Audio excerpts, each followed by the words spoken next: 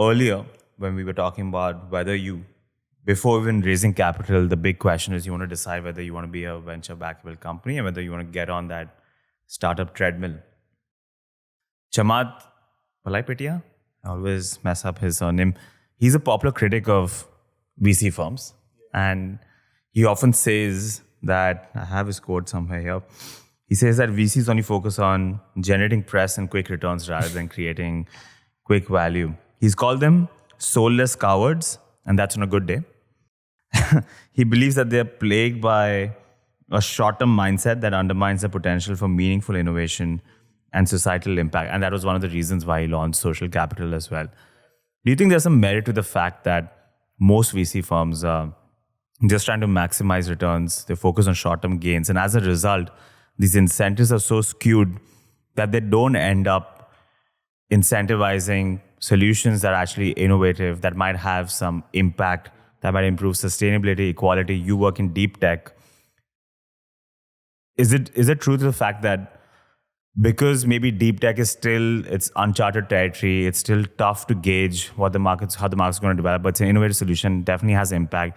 They won't favor you guys because there's a more attractive product and a more attractive market on the side. Okay, so I have a two-pronged answer to this, right? This quote I'm familiar with, and I know that these days there's a lot of criticism on venture capital, and rightfully so, okay? But at the same time, what venture has allowed is that it's unlocked capital that has previously not been accessible for certain ideas, right? Think about all the different forms of capital that you can get. Either you put your own capital, you raise from friends and family or whatever, right?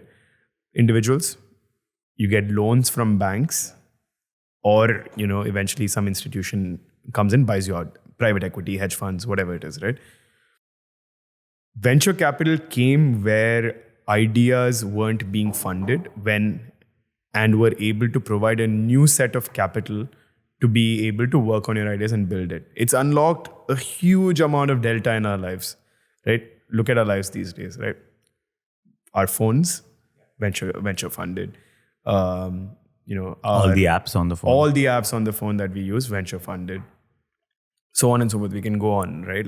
Almost everything that we use today on a day-to-day basis, you can say that there's at least a 50 to 60, 70% chance that it has had its origins in venture funding and venture capital, the way that we talk about today, right?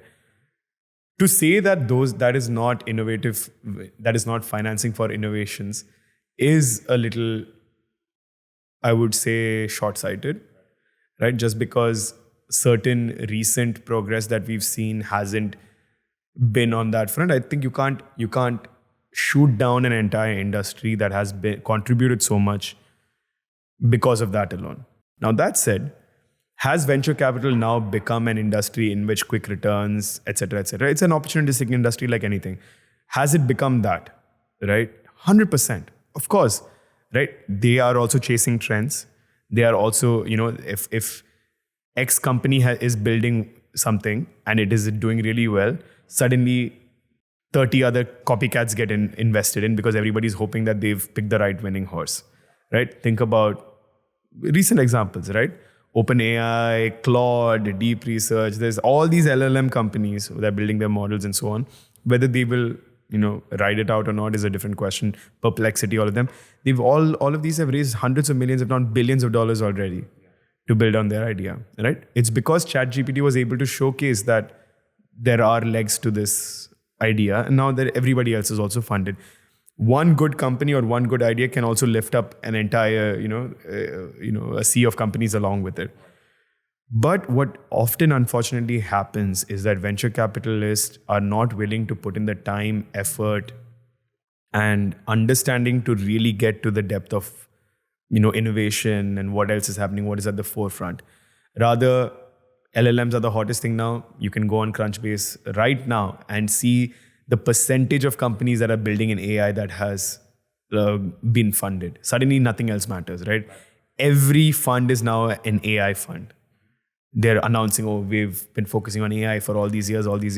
No, you didn't. You saw one big outcome and now you've run behind it, right? Same thing happened with Bitcoin, with cryptocurrency, with with blockchain.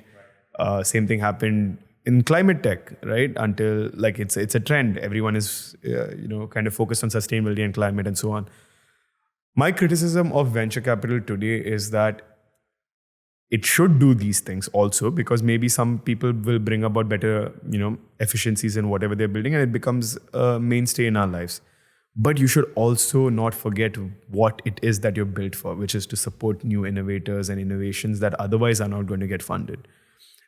Like you rightfully mentioned, for us as a deep tech company that's working on radar-based technology, right? Outsized outcomes in our industry hasn't been seen yet. We are one of the first people that are building in this space. We are one of the pioneers in this space, right?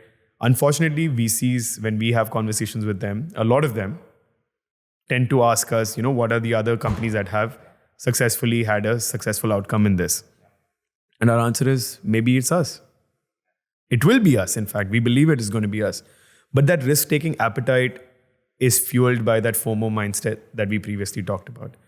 Now, if I'm building in fintech over here, as an Indian company, I would say look at Razorpay, look at Paytm, look at all of these companies that have become billion-dollar companies along the way. And then suddenly, oh yeah, you're building the adjacent to this. Great, we'll fund you, right? Because it's an industry that has seen those kinds of outcomes. Whereas in a world like ours, where new innovation is being done, there are still question marks on it. So my request to venture capitalists, and I'm nobody to do this, but in case this reaches somebody of importance, it's like, let's put the venture back in venture capital, right? Let's not just be capitalists alone that are just putting money into certain things, right? Let's focus on putting money into venture.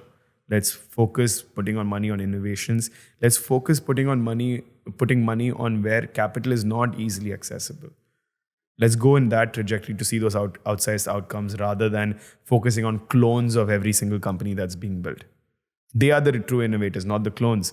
Now, the clones also might need capital, but let's not just make it about that. Right? Expand the horizon a little bit.